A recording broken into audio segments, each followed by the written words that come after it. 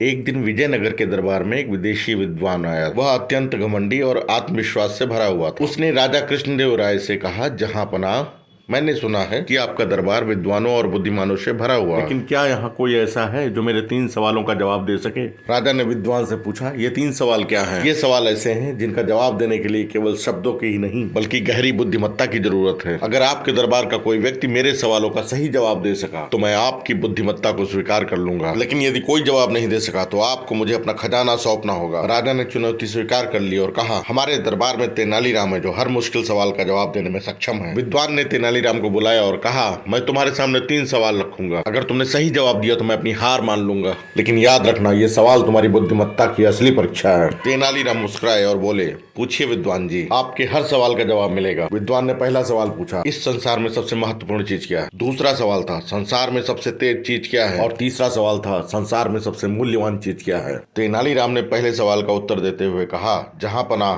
संसार में सबसे महत्वपूर्ण चीज है ज्ञान। बिना ज्ञान के कोई भी व्यक्ति सही या गलत निर्णय नहीं ले सकता। एक राजा हो या एक साधारण व्यक्ति, सबके लिए ज्ञान सबसे आवश्यक चीज है। विद्वान ने हाँ में सिर हिलाया क्योंकि वह तेनालीराम के उत्तर से प्रभावित हुआ। दूसरे सवाल का जवाब देते हुए तेनालीराम बोले, विद्वान जी, संसार में सबसे तेज चीज है विचार। हमारे विचार पलक झपकते ही एक स्थान से दूसरे स्थान तक पहुंच सकते हैं। हम यहाँ बैठकर पूरे ब्रह्मांड की कल्पना कर सकते हैं। कोई घोड़ा, कोई पक्षी या हवा भी विचार की गति से तेज नहीं हो सकती। विद्वान ने यह सुनकर गहरी सांस ली। उसे महसूस हो रहा था कि तेनालीराम के जवाब उसके अनुमान से भी बेहतर है। तीसरे सवाल का जवाब देते हुए तेनालीराम ने कहा, जहांपनाह, संसार में सबसे मूल्यवान चीज है समय। समय एक बार बीत जाए तो उसे दोबारा वापस नहीं लाया जा सकता। धन, संपत्ति या अन्य कोई चीज खोकर वापस पाई जा सकती है, लेकिन समय को कोई वापस नहीं ला सकता। इसलिए समय ही सबसे मूल्यवान है। विद्वान यह सुनकर अवाक रह गया। उसे समझ आ गया कि तेनालीराम न केवल चतुर है बल्कि गहरे विचारशील भी है। विद्वान ने राजा कृष्णदेव राय और दरबारियों के सामने अपनी हार स्वीकार कर ली। उसने कहा, महाराज, मैं मानता हूँ कि आपके दरबार में सचमुच चतुर और व्यक्ति हैं। तेनालीराम ने न केवल मेरे सवालों का सही जवाब दिया बल्कि मुझे भी बहुत कुछ सिखाया।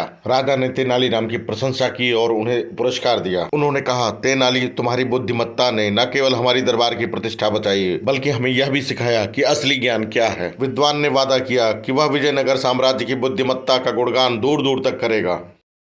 सीख। इस कहानी से हमें यह सीख मिलती है कि जीवन में ज्ञान, विचार और समय का सबसे अधिक महत्व है। ज्ञान से हम सही निर्णय ले सकते हैं, विचार से हम किसी भी समस्या का हल खोज सकते हैं और समय का सही उपयोग हमें सफलता की ओर ले जाता है। यह कहानी हमारे व्यवहारिकता और समझदारी का महत्व भी सिखाती है। तेनालीराम ने अपनी चतुराई से न केवल राजा और दरबार की प्रतिष्ठा बचाई बल्कि यह भी दिखा दिया कि सच्ची बुद्धिमत्ता दिखावे में नहीं बल्कि सरल और प्रभावी उत्तरों में होती है। उनकी यह कहानी आज भी हमें सोचने और सीखने के लिए प्रेरित करती है।